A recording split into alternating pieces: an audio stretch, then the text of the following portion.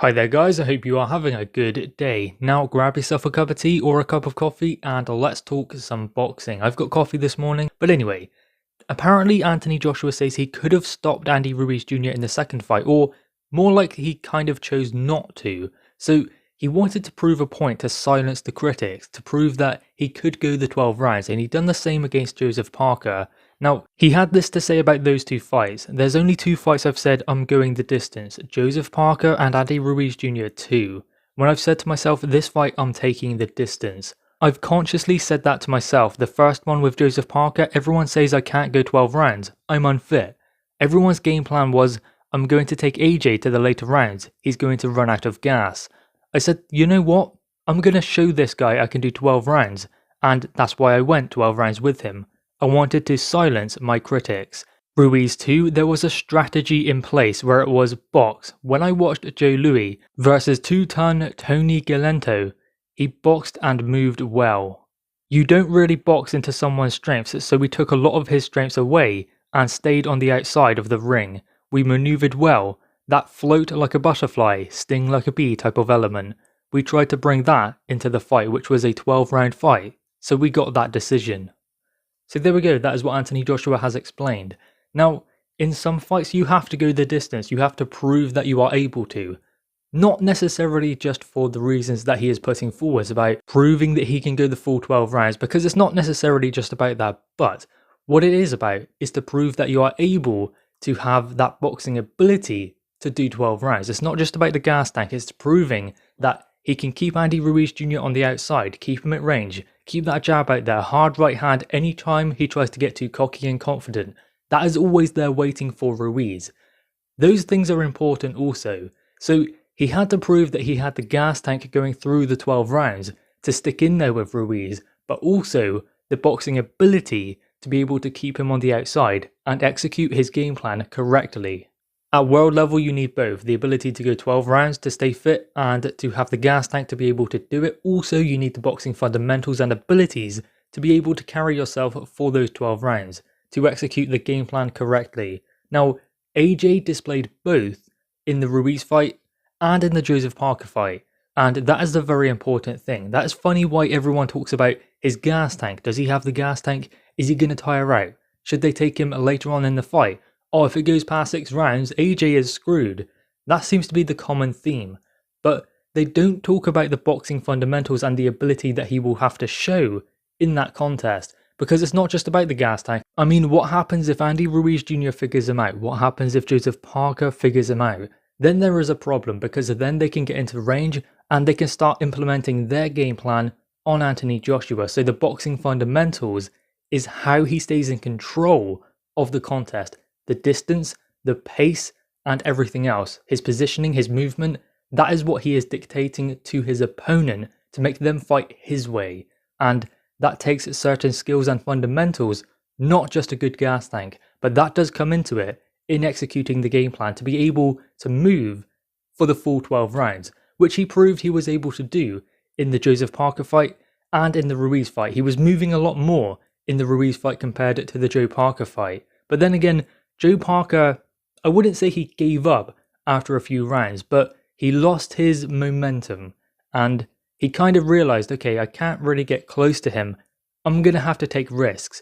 And anytime he did get up close, to be fair, the ref was breaking them. I mean, let's be real, he was invading that fight quite a bit. So, I mean, that made it a bit more difficult for Joe Parker to get into range and to perhaps trade up close. But is Joe Parker a real out-and-out inside fighter? I wouldn't say so. He's more of a boxer, so it didn't affect him hugely, like perhaps he made us believe after the contest. The biggest problem for Joe Parker wasn't the referee, wasn't the inability to trade up close.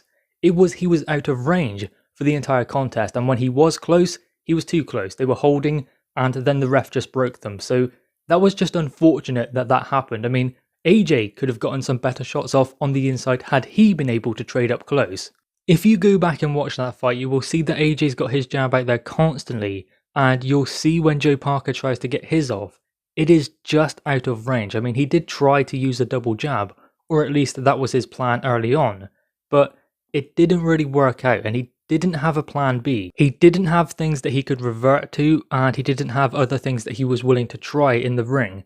And at some point, maybe he could have gotten a little bit brave and decided to get up close or try something else to get into range, to make AJ trade with him. But AJ is powerful, he has great punch dexterity also and variation, so it's very difficult to just decide to take punches from him. I mean, that's not really the way Joe Parker fights. Take one to land one. That's not his boxing game. So it was difficult for him in that fight after he started getting outboxed by Anthony Joshua, and it was that jab. That was the fundamental thing. Everything comes off of the jab. He was out of range because AJ had the physical advantages, and his jab was out there all the time, dictating the pace and the distance of the contest. And that ultimately is what won AJ the fight.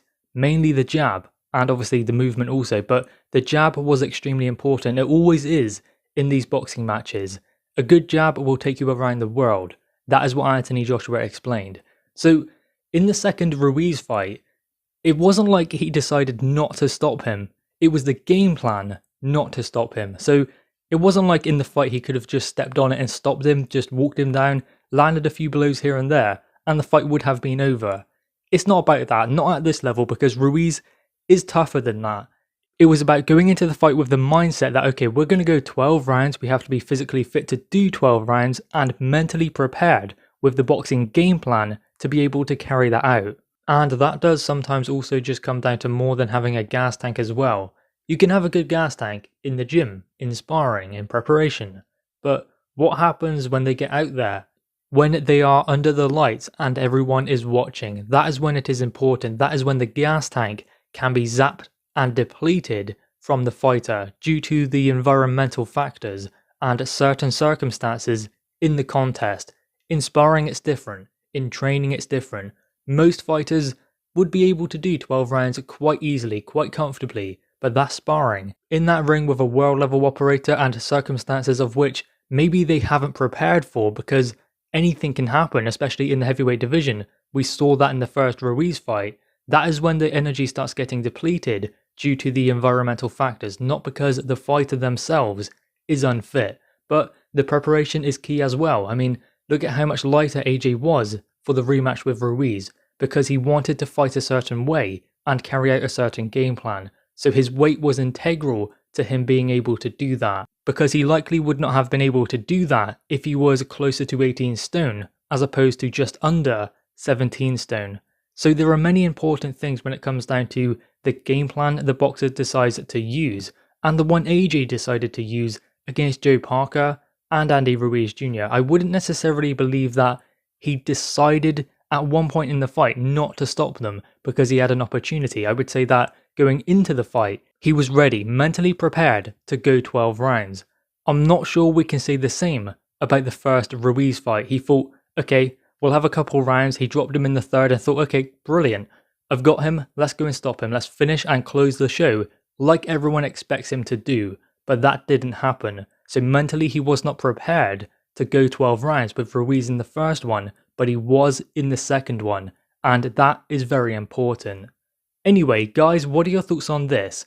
Make sure you leave your thoughts in the comments below. Also leave a like and grab that subscribe button. Thanks, guys.